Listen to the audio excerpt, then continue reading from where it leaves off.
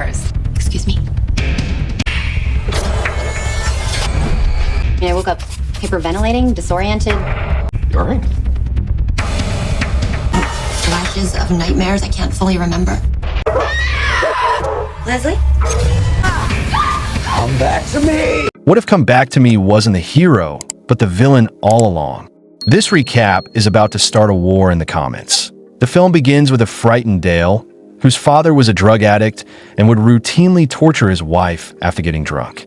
This cycle of abuse was still ongoing in their home, and Dale was terrified as he listened to his mother's screams. When he opened the door and tried to help her, he saw his mother, soaked in blood, desperately asking Dale to call for help. Dale quickly called the police, and when they arrived, his father was killed in a police encounter as he attempted to flee. The police officer who entered the room to rescue Dale's mother was horrified by the sight of her bloodied body and began to vomit. The police assumed she was dead, but when Dale entered the room, his mother's body suddenly came back to life.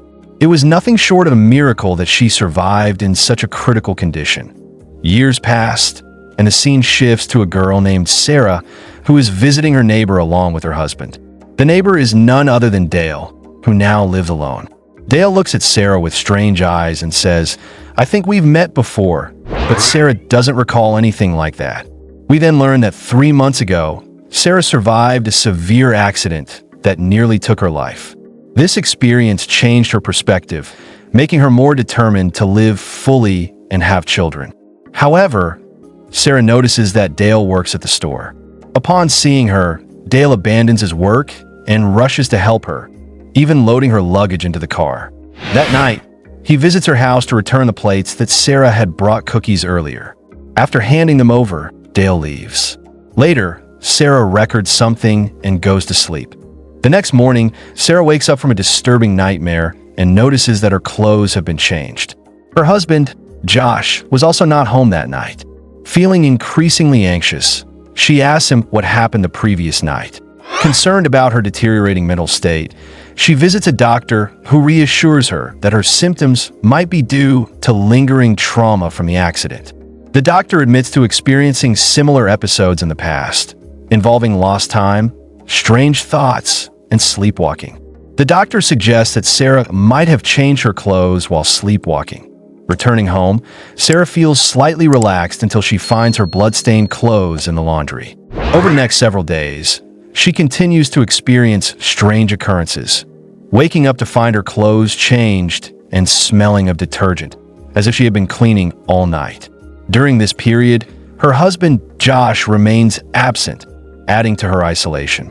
Meanwhile, Josh is undergoing medical tests, and the results are not favorable. While spending time at home, Sarah is working on some assignments when she hears a disturbing recording that includes her screams and a man's voice.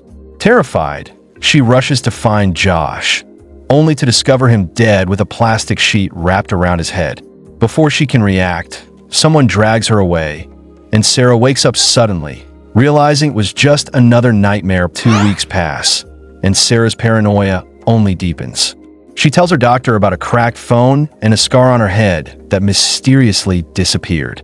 The doctor is alarmed, but Josh believes that Sarah is overly stressed and takes her on vacation. During the 7-day stay at a hotel, Sarah feels normal and free from her disturbing dreams. After returning home, Sarah notices she has become increasingly weak and dizzy. She runs into Dale, who inquires awkwardly about her whereabouts during the vacation, as though he were her husband instead of Josh.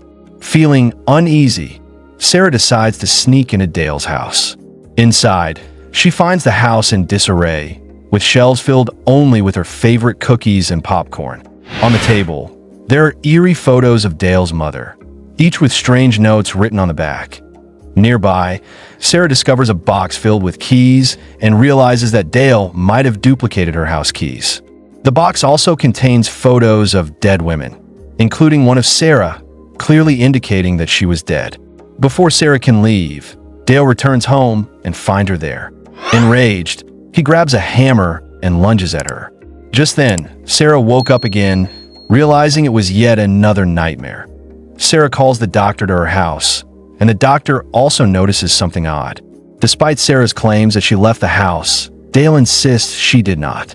Confused, Sarah installs a CCTV camera in her room and asks the doctor and her dog to stay over for the night. That night, the dog starts barking, sensing someone in the house. The doctor goes downstairs to investigate and is horrified to find her dog stabbed.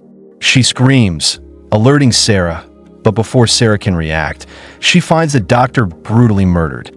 Sarah then wakes up, realizing it was another nightmare. But the doctor reveals that she had the same dream that night, and her dog is now missing. Later, the doctor goes into labor and delivers a baby boy, but the child bears no resemblance to her fiancé. Returning home, Sarah decides to check the CCTV footage. What she discovers shocks her.